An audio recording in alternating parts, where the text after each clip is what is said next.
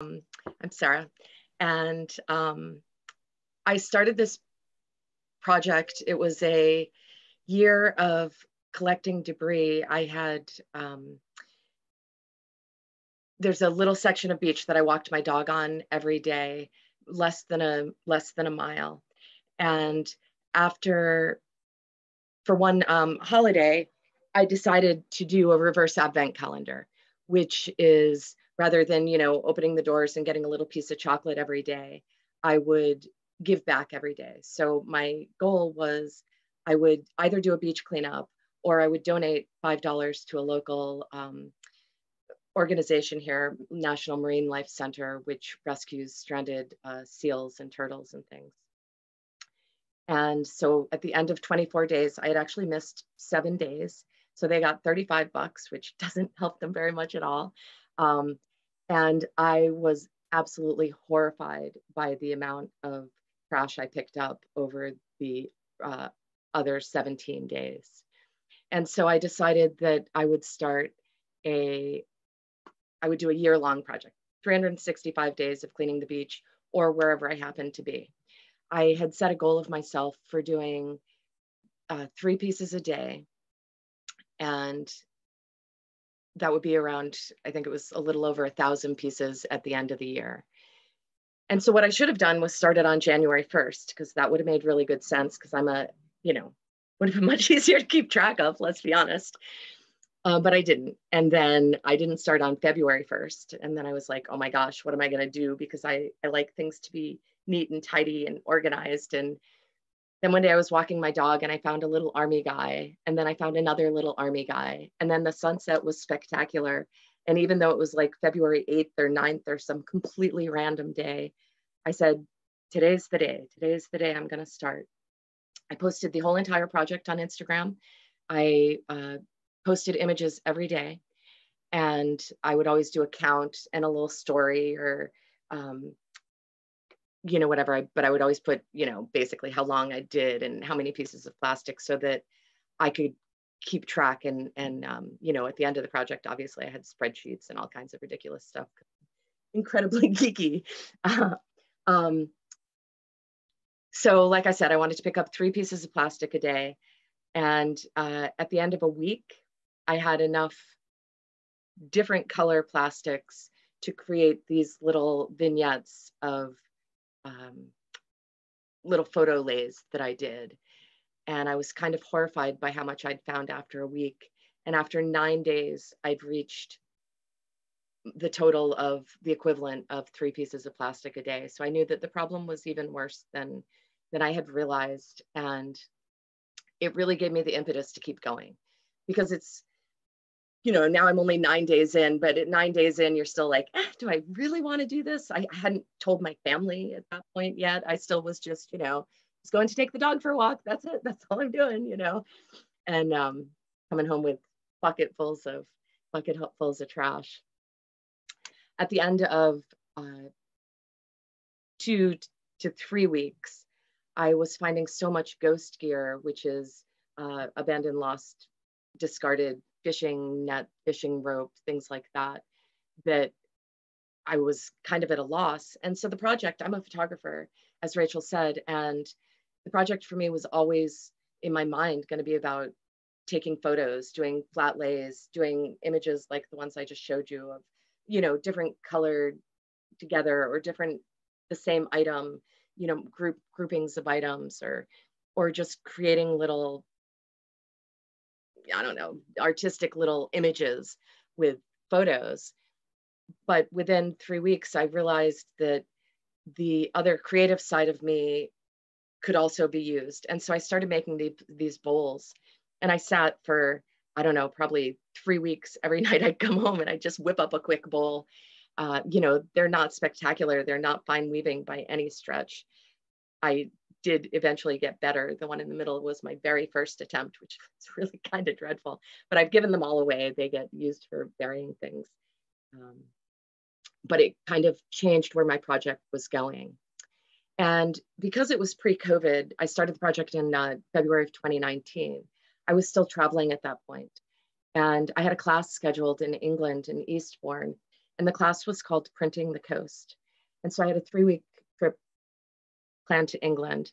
And while I was there doing my Printing the Coast class, I still was picking up plastic every day. It just happened to be off the coast of England rather than the coast of Cape Cod. And the project was recording place. So it was printing and mark making and just using different things. And it included rust printing because they have a lot of groins and things on that part of the coast in England that has a lot of old rusty objects. So we were using the rust to do some rust printing with. And I started printing and mono printing with the plastic. So that took the project or my creativity around the project a whole different way. And it's something that I still consistently do all the time. I often will find some weird piece of plastic on the beach, and I just can't wait to get home and make some monoprints with it, either on my deli plate, or I just use a brayer roller and ink. But so it kind of it was continually morphing and changing as I went through. I also, I live on Cape Cod, but my sister lives in Connecticut, and I grew up in Connecticut. And we always go into the city. We've always gone into the city for long weekends. My nephew lives there, whatever. And the first time that we were going in, and I just was like, oh my gosh, do I not pick up plastic today? Even pre-COVID, I don't want to pick up trash off in New York City streets when I'm just out and about. So I don't have accessibility to wash my hands and I'm not going to walk around in a hazmat suit or with full-on gloves and whatever. And so I would do things like, we went to the Brooklyn Botanical Garden for Cherry Blossom Festival. And I was like, yes, this is a good day to do today's plastic cleanup. So I picked up the fork and stuck a beautiful cherry blossom on there. And it was much easier on my spirit and my little soul to pick up plastic there in the city. So I was easy on myself. And, some days I would pick up 400 pieces of plastic and spend a couple of hours doing a beach cleanup. And some days I would pick up, I'd go out, I'd get home from work, it would be pitch black, I'd stick a little light on my head and I'd go rummage around in the seaweed until I could find one piece of plastic in the dark, kind of thing, But as long as I kind of kept an average, and as I went, I also, I would change my totals. So obviously, I was a little over 1,000 at the beginning. And then I was like, oh my gosh, I'm going to hit 5,000 really soon. And I was like, oh my gosh, it's going to be 6 months and I'm well within going to hit 10,000. So then, I upped my game a little to make sure I hit 10,000. And then once I hit 10,000 at 6 months, I knew without a doubt I was hitting 20,000 for the end of the project, which I did. So what happens when you own your own business, you have a daughter at home who's, a ranked runner, and you want to go to all her track meets and all that sort of stuff, is life is busy and you don't always get around to sorting and cleaning and just keeping track of hundreds of pieces of plastic. I always counted it as I went. So when I came back from the beach, it was always counted. I had my counts. I kept track of them on an app, or sometimes just literally by counting them. But so sometimes I would have a little backup down in my basement of marine debris, which my husband loved. Let me tell you, and my daughter. Everyone loved having all this plastic. Obviously, it didn't take too long before I did actually have to break it to them what I was doing. But one of the things that I found and learned during this project was beach grasses and marshes and the edge of the sea has so many spiders, just bajillions and bajillions of spiders, that I had no idea how many spiders we had that lived right at the edge of the shore. And they're super, super fast because, of course, they're always racing the tide. So they're just these tricky little suckers. And so when I would be, maybe a few days or a week later, and I go through a bucket that's been sitting there with all this plastic in it to wash it and clean it and sort it and put it on my little drying rack and do all that stuff, quite often spiders would come popping out of that, and I'd have to trap it into some, I'd find a cup or a child's sand castle thing or whatever, and I'd trap it in and I'd run upstairs and I'd set it free. And, because I love the planet, I also, am one of those who doesn't kill the spiders. I do have to release them. But this was a photo of one that did not make it to my home because, as I said, I wanted to take photos, but I didn't want to be like on my Instagram, here's a pile of trash. Here's a pile of trash. Look at this trash I found. Here's some blue trash. Here's some green trash. I really wanted to utilize my creativity and my photographic ability, even though I think 98% of these are taken on my iPhone. So none of them are spectacular photos, but so this was a piece of PVC pipe that I'd found. It's used in the shellfishing industry. I find a ton of PVC pipe, and it was just a beautiful sunset. And I was like, oh, that'll be so pretty, just a sunset in the pylons and stuff through the PVC pipe. So I take my pictures through it, and then I look just to see if it's looks good or whatever. And I'm like, what is that? And I realized it's a spider. So of course, toss the thing and go running, and that spider came out of the little piece of PVC, which was great. So, doing a year-long project and doing something every day, even though I'm on Cape Cod and we have a much milder winter than other places, we do get snow. And it was kind of a snowy winter. And one day I woke up and I looked outside and the whole entire world is just blanketed in white. I'm like, oh my gosh, what am I going to do today? How am I ever going to find anything? And it was also freezing cold because even though it's milder temperature wise and we don't get as much snow, the winds we get down here are crazy, especially in the winter. So this was one of those days that even all bundled up, as soon as you step outside, the wind's whipping and it's just freezing and it makes your cheeks hurt. And so I knew that I didn't want to go on the beach this day because there was no way I would find anything and it would be so cold. And so I went to the edge of a little marshy pond and I'm looking around and I don't see anything at all. And I'm like, all I need is one piece. And right at the edge of the marsh, there's the trees that, little bushes, shrubs, whatever they are. And I go over and I'm looking and there's this little tiny blue thing. And I'm like, what is that little tiny blue thing? I give it a little tug and nothing happens. I give it another little tug and nothing happens. And I give it and out pops Wolverine. But of course, I didn't know he was Wolverine, but he did make me laugh really hard. But then I have to bring him home and say to my husband, who is this? Look at this fun little guy I found. And we learned that he was Wolverine. And this was my first mosaic that I made. It wasn't right away, but Wolverine sat there for a long time trying to figure out what I wanted to do with him. And then I was like, he needs to be on a comic book cover. So it's on a piece of wood that was actually a piece of furniture from my mom's house that we took apart. And then it's actual comic book size. So even though it doesn't look it there, but it's the same exact size as the comic book. And I did actually go to 2 comic book stores, rummaging through the Wolverine. I became very Wolverine geeky to find one where his posture and the cover was something that I felt that I could recreate. So, he's made out of obviously Wolverine, and there's those little rubber bracelets that you get from places. There's straws, there's that strapping bands and bottle tops and gosh, all kinds of stuff in there. But so he was the start of my mosaic making. I have had now 5 exhibits with my work. When I started, I didn't really have a plan. I just wanted to bring awareness. It's always what it was about. We need to talk about the plastic pollution problem. We need to talk about our plastic use problem.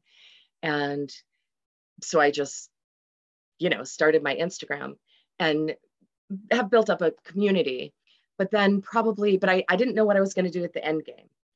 And I always knew I'd have shows or whatever, but it was a long way away and I hadn't thought about it. And in like July or August, a local gallery that had just opened reached out to me and asked if I wanted to be part of Our Changing World, which was an exhibit on climate change. And originally, she wanted me to just cover the whole entire floor with marine debris. But, you know, even though I'm an artist, I still was, you know, like, we do have to talk about like ADA compliance. And you want people to actually, so we modified it a little bit. But that was my favorite part about this, was the installations that I got to do. You know, that big square of Black items that I found off the beach created so many conversations. People would just stand around it and be like, oh my gosh, I see a comb. And what is that? You know, a pull from a lawnmower thing. And there's a wheel from a tractor, and gloves, and PVC pipes, and bits of lobster traps. And I mean, just so much stuff. And then around the edges, I had greens going into blues. I made little daisies out of bottle tops. And then in the back on the right, there's a couple of photos. So I did do some flat lay photos of different things. The pieces on the left are not mine. But it was really exciting that, you know, I got invited to be part of a show, and just kind of out of the blue, you know? So it kind of, it created excitement for me to continue still with the project, you know, to keep going and not give up. My next show was The Tide Falls, and named after the Longfellow poem, The Tide Rises and the Tide Falls, because, you know, the tides are unchanging, but we as humans we're only here for a short time. And so we really need to be better stewards of the planet during the time that we're here. This was in July of 2020 in Woodbury, in Connecticut, at the Woodbury Library Gallery. And my favorite part about this show was I created a bunch more pieces for it. So I created art as opposed to, again, just kind of my photos or the installations. You can see Boris up there made out of all blue plastics, little whale. You'll get better shots of him. I started weaving with the ghost gear on driftwood. I learned how to use a bandsaw, which I now call my bandsaw, even though my husband assures me it is not my bandsaw. But I am quite a fan of the bandsaw now, because I can cut out whale tails. That's just a photo I had taken of the ocean. And then the plastic is a whale tail. You'll see a closer up one of that too. There's also prints of, some monoprints of ghost gear rope that I had done. And that was up for the month of Plastic Free July last year. My third show was in October of last year, and it was here on the Cape at the Cultural Center. And again, I decided it was still The Tide Falls, but I created new pieces for it. I did some embroidery with ghost gear and ghost rope, which is so hard. You know, I'm not a good stitcher or embroiderer with embroidery floss, but then when you add plastic rope, and I was using that as the floss, and it just doesn't bend, and it just is kind of, it doesn't work out quite as well as I had hoped it would. But I continue on with it all the time. You can't really see, but on the photo of the sign closed for the Plovers sign, which I'd found a portion of, it's got like little cross stitch. I created kind of a wall sculptural book out of old fishing net. At the beginning of COVID, before we had any idea what COVID was going to do to our communities and our planet, way at the very beginning, you know, we're talking February and March, when people were still like, oh, it'll be gone by summer. Many people would say, out of an abundance of caution. And every time I would hear it, it kind of rankled me a little, because I was like, how come no one ever says, out of an abundance of caution, we need to take care of the planet? And so I embroidered that onto a piece of burlap using ghost gear. My favorite part about this show was the fact that I have my name and the title of the show up there in big letters on the wall. I thought that was the coolest thing ever. And I was really pleased that I didn't name the show something like, you know, plastic stuff I found while walking my dog, because that wouldn't have looked nearly as good on the wall. And you can see at all of my shows, I always have debris as well. So I bring buckets of children's toys, buckets of lobster trap doors so that the lobsters don't get trapped, chum bags, bottle caps, you know, just so that people look at it and go, oh my gosh, I had no idea. My fourth show was at Atlantic White Shark Conservancy this year for April vacation into May. And I loved this one because it was more of an exhibit than a show. So it was geared towards families, and it was all about, my part of it was all about communication and just getting families to talk about their impact on the environment. And I had displays like, you know, why should you clean up the beach? Because you'll have a killer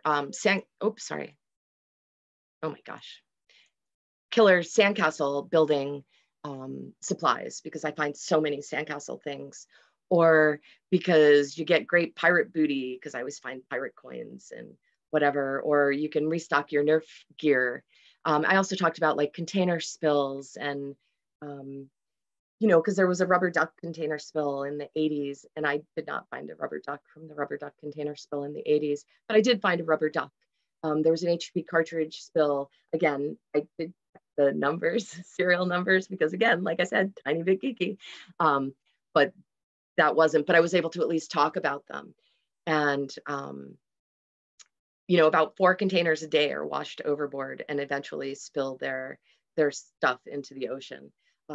In the 80s, there was a Brett, you know, hair Brett container spill. And I do believe that I did find some Bretts from that, because it was right time for night, right tide line. And I definitely have found Bretts from the 80s. So whether or not I did, you know, but I loved that I was able to start conversations with families, and they talked about, you know, why I found so many shotgun shells and shotgun wads on the beach, and do they allow shooting on the beach? Which of course they don't. It's just about how tides flow and you know, things move.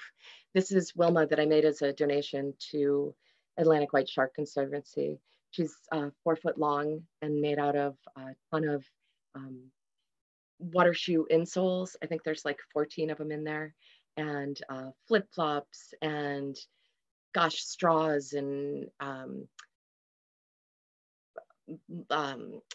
ring pops, and Nerf gun pieces, and kites, and combs, and forks, and all kinds of stuff. So she lives there at the Atlantic White Shark Conservancy. Again, really just to make people think and talk.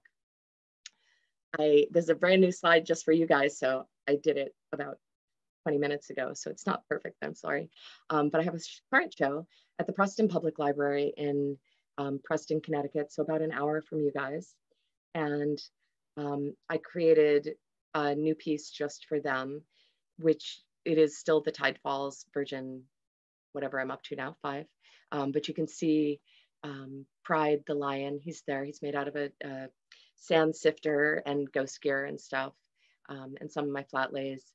So they have a few pieces that hadn't been shown prior to this show, as well as some of the debris that I found.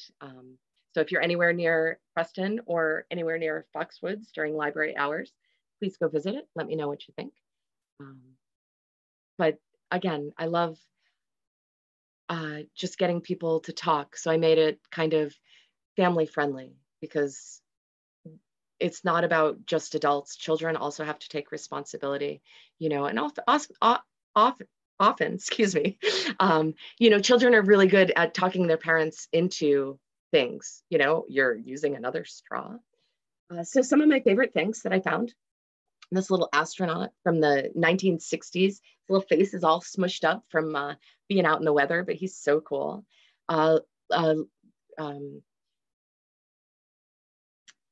Plastic fire truck from the 50s that I found in the rack line. It's just this big thing. It had all seaweed all growing up off of it. And I was like, what the heck is that?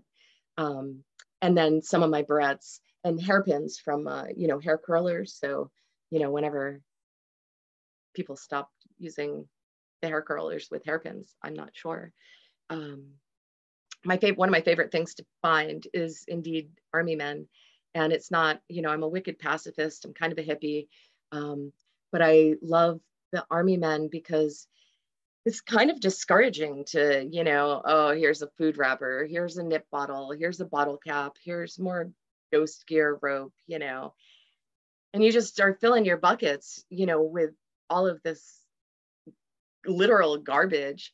And then, oh, there's a little army guy, and they just make you smile, you know. So a little art astronaut from the 60s really made me smile. Dinosaurs, oh, they super make me smile. I found 4. So one of the things that I started doing was doing these flat lays in where I kind of had the same things in different colors. And I started doing it because right in the center is a little nautilus shell that I found different places, different beaches, maybe even different states. A little nautilus shell sand thing in yellow, green, and blue. And about a month ago now, I found it in orange. So I'm debating whether I'm going to create an orange one. I don't think I have enough. Orange isn't a super popular color, so I'm not sure that I have enough of the other stuff to go around the orange, but I'll definitely do something with it. But you can see, like, I found shovels in every color. I found straws in every color. I found pens in every color. I found lighters in every color. I found obviously bottle caps in every color and silverware in every color. And, you know, it's interesting to me. It's sad, it's pathetic. But these are the sort of things that make it easier for me to bring awareness. I'm a perky, positive human being. I don't want to show you pictures of the insides of whales or stomachs, or whale stomachs or bird stomachs with tons of plastic in them. That's not who I am.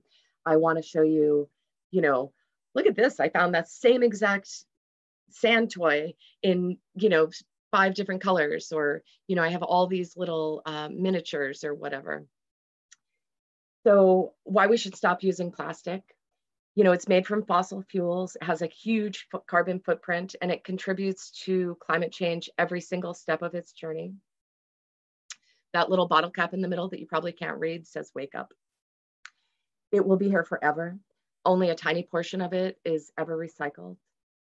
It leaches toxins into our food and drink and causes cancer and hormone disruptions. It pollutes our waterways, our oceans, our streets, and our highways. It kills marine life and seabirds, and it enters into our food chain through that.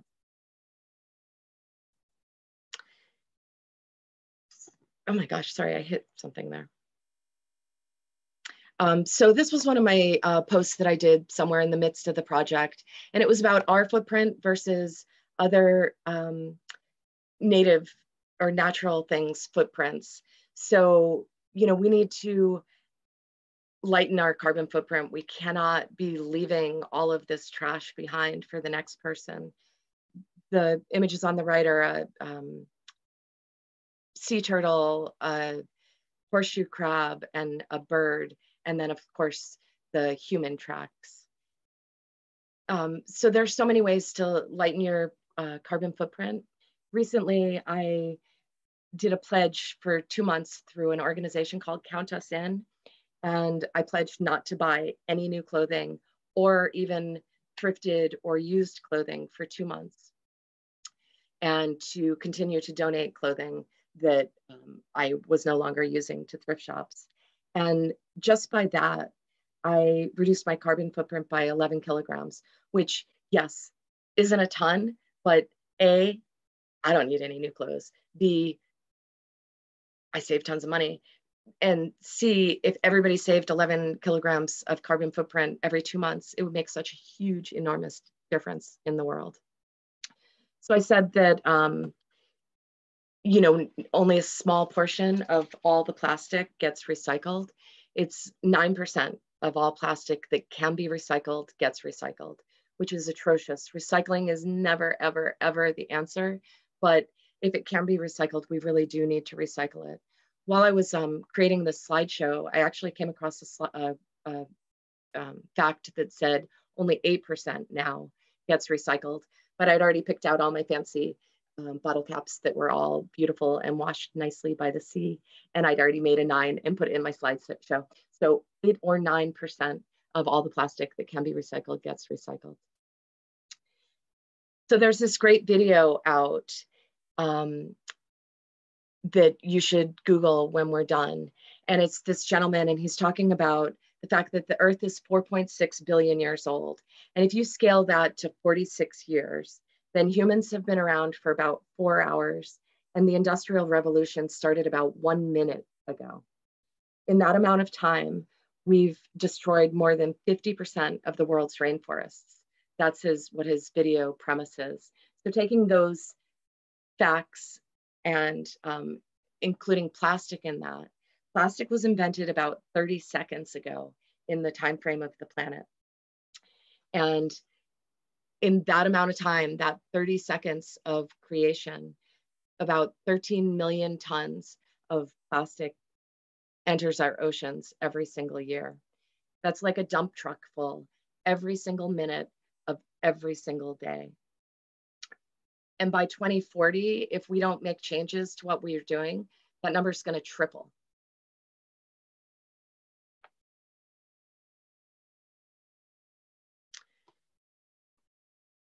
So here are my sad slides, and then I'll get back to being happy, perky me. 90% of all seabirds have plastic in their stomachs. When Rachel started the program, she said that I'd taken a course in marine debris, getting my expert in leadership certificates from the University of the Netherlands through a massive online class. That course was in 2019. It was available in like 6 or 7 languages. So they had been working on it, obviously, for years at the point that I took it. But 2019, when I took the course, 85% of all seabirds have plastic in their stomach. And already in this short amount of time, 90% of seabirds have plastic in their stomachs. It will be no time at all before 100% of all seabirds have plastic in their stomachs. 83% of endangered humpback whales between Cape Cod and Nova Scotia have scars of wounds caused by ropes or nets. This is that image that I said you would see a little closer up. You can see that the plastic is all scarred and injured from floating around in the ocean. Obviously, this is one of the ones that I said I cut out on my bandsaw. It did not come to me perfectly whale tail shaped. And the image doesn't have the words on it. I just have the plastic on it, like you saw.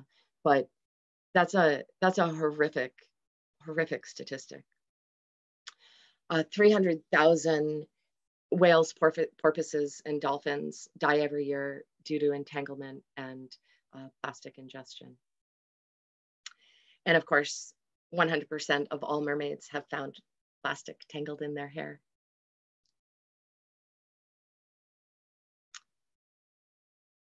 So here's where we come to the, the R's, whichever R's you like. There's dozens of them now. The reduce, reuse, recycle,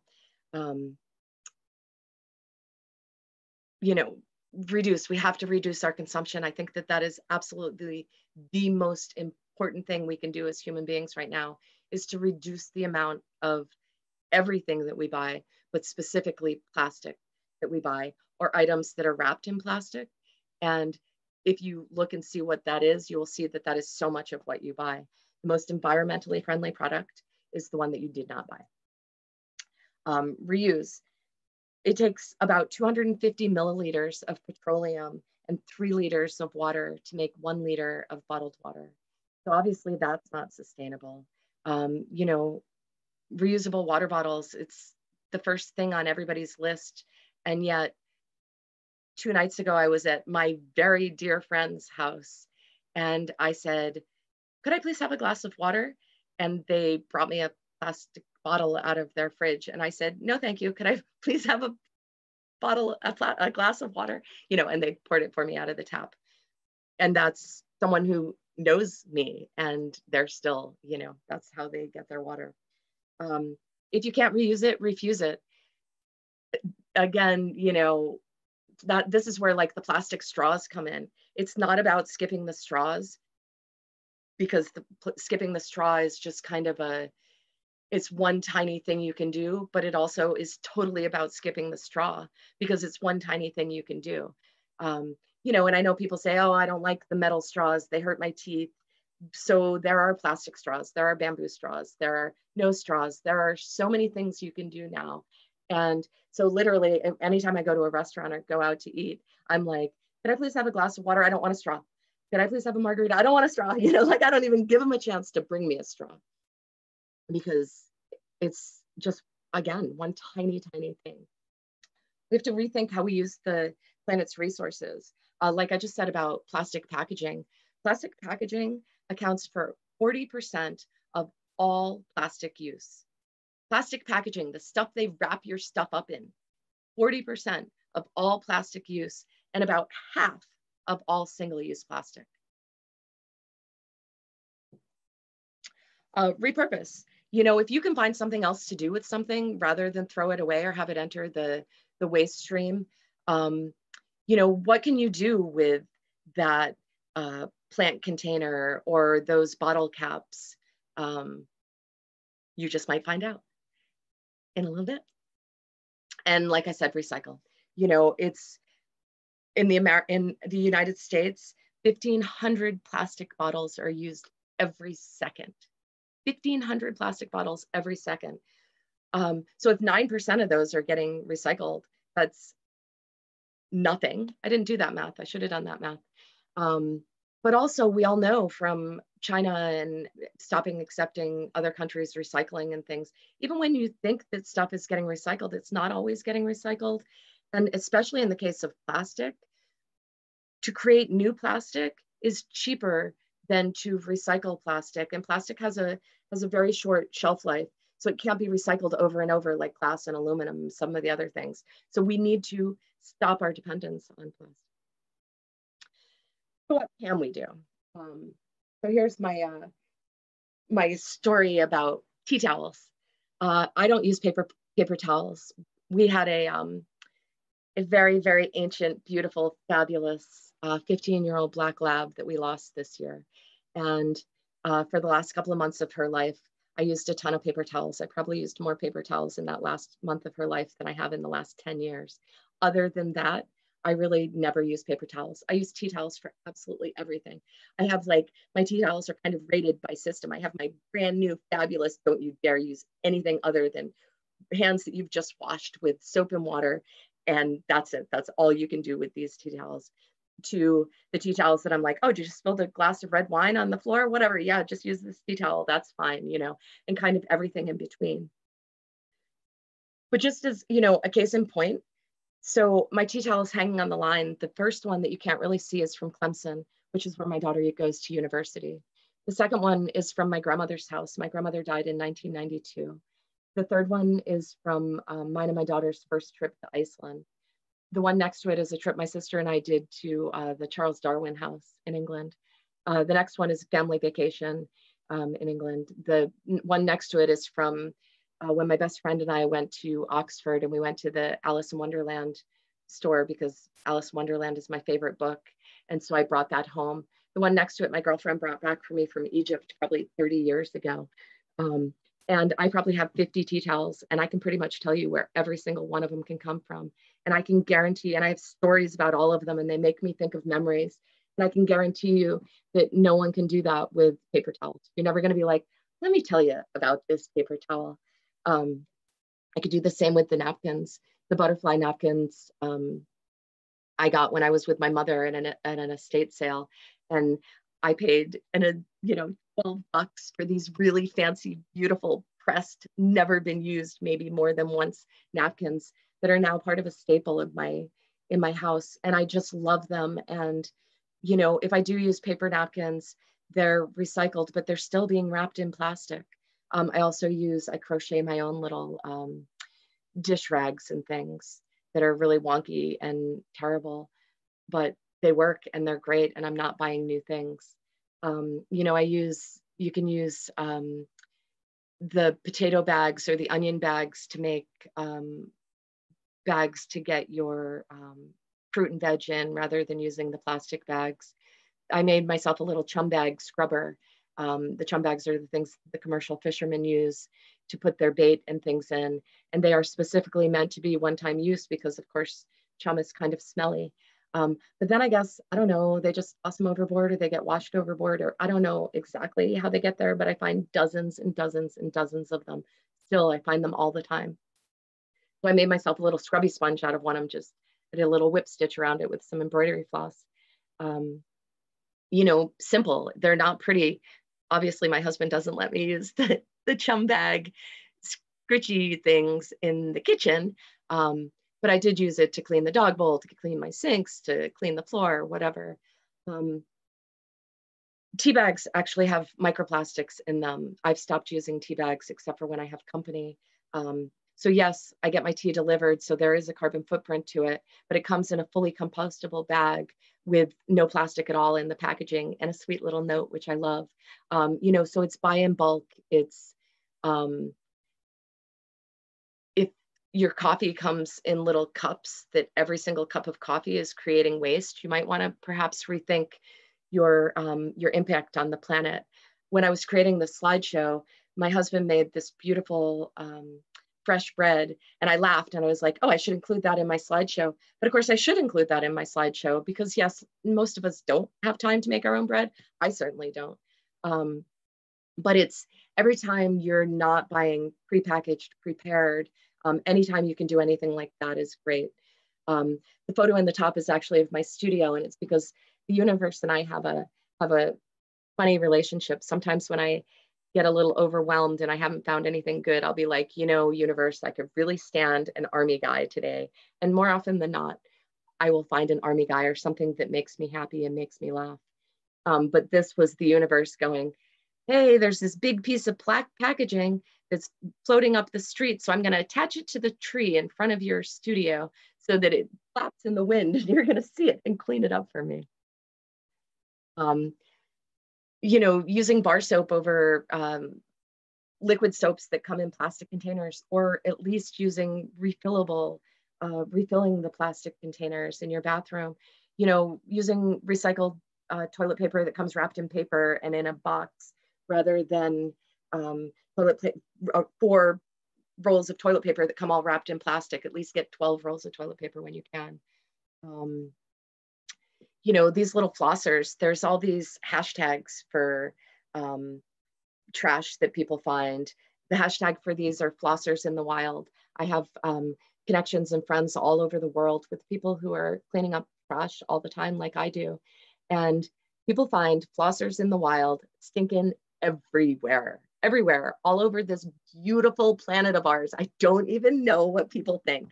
Gosh, my teeth need to be flossed. And now, oh, look how pretty it is here. I'll toss it here. I don't even know. Obviously, these are perhaps not such a great idea. They have flosser that comes in glass jars. You can use bamboo toothbrushes, things like that. Shampoo comes in bar soaps. This is a small portion of the combs that I found, which again, their beach combing is their hashtag. I use conditioner. I have curly hair, so I don't wash my hair a lot, but I do use conditioner fairly often. And I just add a little water to my conditioner, every couple of days. I add a little water. So my shampoo and my conditioner goes on for absolutely ever. And, I have a daughter who's now almost 21, and there'll be this much shampoo left in the bottom of the bottle. And she'll say, oh, this one's empty. And I can make this much shampoo last for another month and a half by just adding a little water. Often it doesn't need to be quite so it can always be diluted. When you're traveling, this was another, when I was saying that I tried to just do fun things once in a while. I did not find the miniature people on the beach, though, boy, if the universe ever brought me miniature people on the beach, we would be BFFs for absolute ever. But it's marine debris that I found, that I have a series of these with, that I do use my little miniature people and create little vignettes. The one on the left is Catch of the Day, and the one on the right is a top of a kid's watering can with a little Oompa band, and it was, so when you're traveling, shop local like we do at home. Anytime you shop local, you're cutting out all of the middlemen, you're cutting out all of the travel for things. Support local artists. If you're going to bring home a souvenir, don't buy the plastic, stupid souvenir. You can spend the same amount of money and get some cool little, knickknack that an artist created. I travel with a little portable bag that has my melamine bowl and plate and silverware and a cloth napkin and a straw and a cup and a little glass, so that when we're traveling, like visiting my daughter at college or whatever, and we're staying in hotels or motels or whatever that we can afford, and they have free breakfast, which is awesome, but that free breakfast is served on plastic, or worse, my daughter goes to school in South Carolina, styrofoam. They still love styrofoam down there, which is like one of the most god awful toxic things in the planet. I have my little, it's noisy because it's got all that stuff rattling around as I bring my little bag, and I embarrass everybody, pulling out all my own silverware, but I don't have to worry about using styrofoam and throwing it away. So it makes me much happier. There was a Norwegian study done that showed that a lot of the microplastics in the ocean actually come from tire dust and brake dust from our cars. So it's all the same stuff we've been hearing forever and ever. If you can walk, take public transportation, ride your bike, ride share, anything you can do to cut down on your automobile use is enormous. Even that silly old, from back in the 70s, combine your trips. If you're going out in your car, get all your errands done at once. Don't go and come back and go and come back and go and come back. The average American woman wears an article of clothing 7 times before she discards it, which is why I happen to be a huge thrift shop and consignment store shopper, because the average American woman wears her normal clothing 7 times, often less, often once or twice. And then there it is for me, almost brand new. So I'll wear it. This dress that I'm wearing actually is about, I don't know, it's probably about 5 years old, this dress. And it's probably been worn 7 times in the last 2 months, because it is my absolute go-to dress. It is my travel dress. It is my, it's got pockets. It's my everything dress. And it's so comfortable, and it's getting a little beat up now. So I might not, wear it if I'm photographing the president of a bank, but pretty much anyone else, it's fair game, because I am proud of the fact that I rewear my clothing and I am not a slave to fashion. Fast fashion is a terrible, terrible thing for our country. And I mean, for our world, for our planet. Holidays.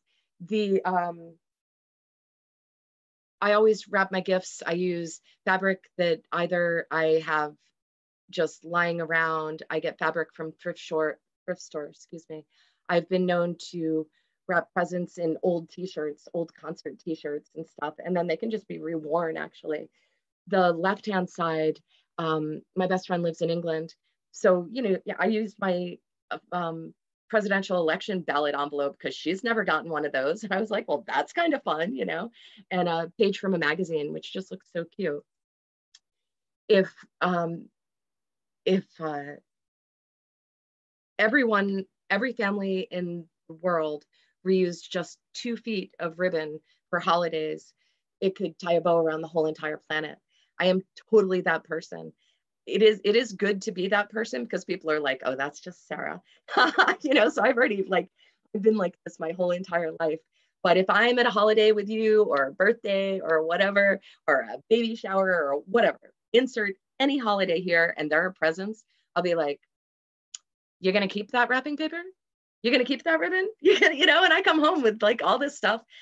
I haven't bought ribbon. I might not have ever actually bought ribbon.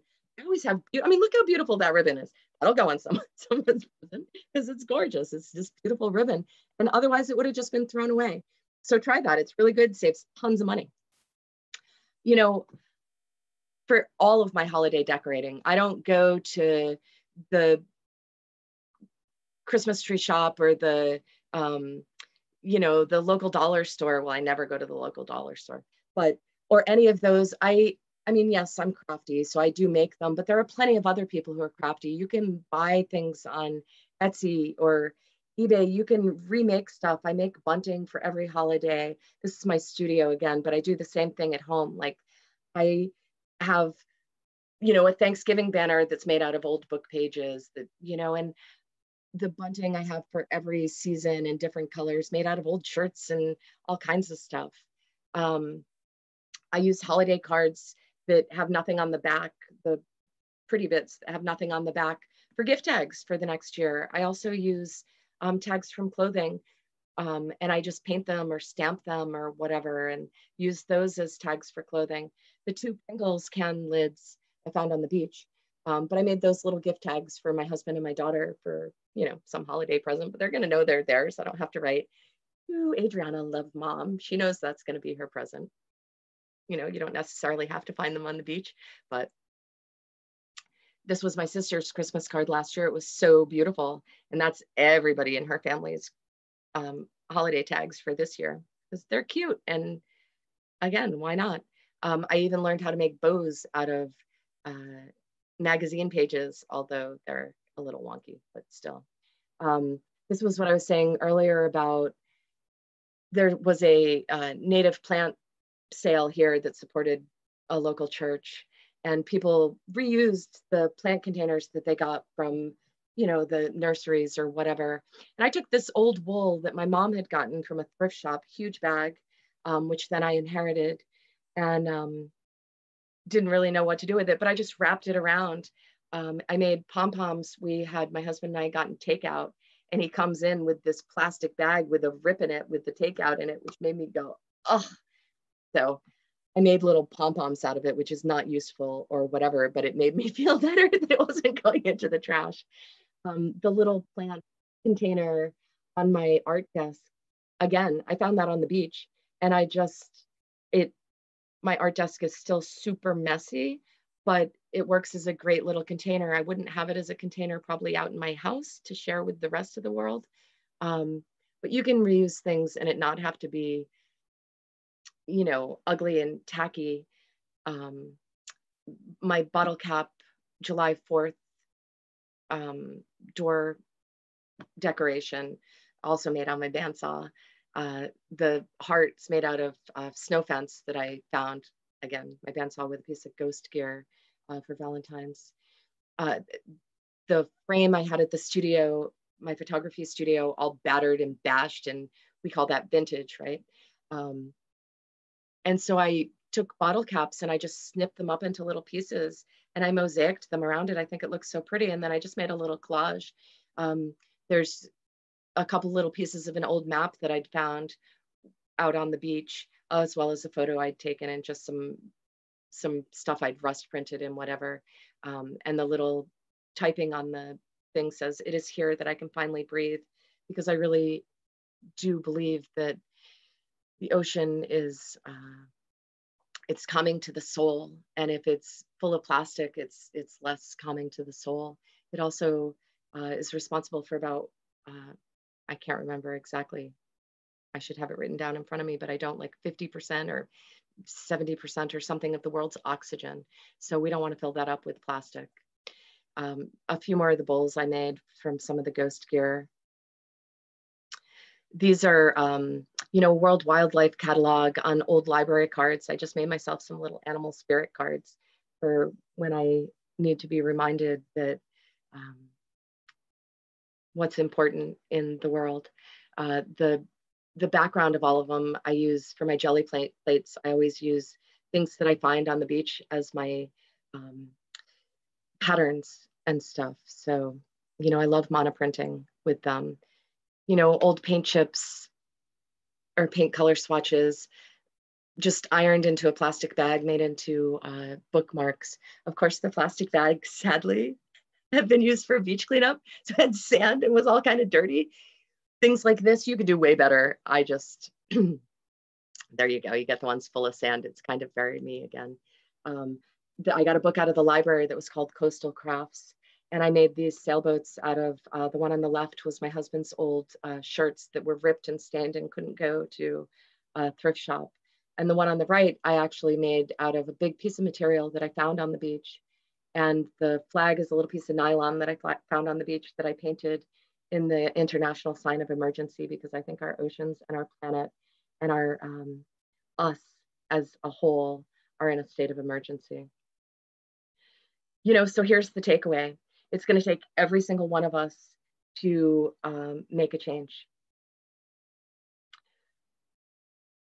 We need to require large plastic producing companies to have a circular economy and to be sustainable. If they're creating plastic, they need to find a way to keep that plastic in a circular economy. They need to make it so that it's not polluting our waterways and our oceans and our streets, and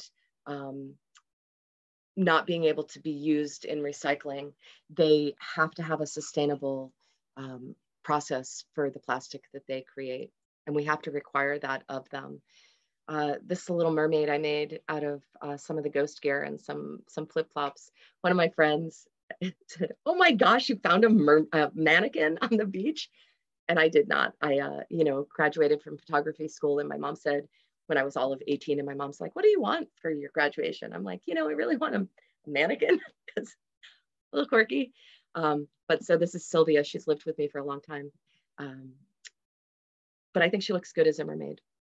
So what else can you do? You can donate your time if you don't have any money. You can donate your money if you don't have any time. You can talk about the issues. You can learn more about the issues. You can cut back on your single-use plastic. You can make lifestyle changes. You can cut back on, meat and things like that. You can just spread awareness. You can just get out there. You can do beach cleanups. The boat that I just showed you, this is the other side of the material. This is Freda. She's, I saw my first kingfisher ever in my neighborhood a few months back. And then the next day or 2 days later, literally, I found this blue material with all the frayed bits at the edges. I was like, all right, guess the universe wants me to make a kingfisher. And I named her Freda because of the frayed material, but Freda means, I wrote it down. It means like protect, and of course I can't find where I wrote it down. I'm really sorry. To protect and and peace, protection and peace, which I thought was very appropriate because the oceans bring peace to us, and they require our help and our protection. So I told you ages ago that in the US, the average, on an average day, we use 1,500 plastic water bottles every second. So since we've started this presentation, 5,400,000 plastic water bottles have been used. So thank you so much for being here with me. I super appreciate it. Please walk gently on the planet. This is my Instagram, which has the whole entire, it starts day one of the project. Now it's been a little while. I still post fairly regularly. I don't post daily, but I do post often. I'm still cleaning up the beaches on a super regular basis. I'm not cleaning up the beaches daily right now. I do more often in the winter. My summers are really crazy busy. And I love the beaches in the winter when there's less people here. But I'm a Year of Plastic on Instagram and Facebook. Please follow me. Please reach out to me. My email is there. If you have any questions, I'd love to talk to you. I'd love to connect to you. If you're cleaning up plastic where you are, please tell me, because I love those sorts of stories.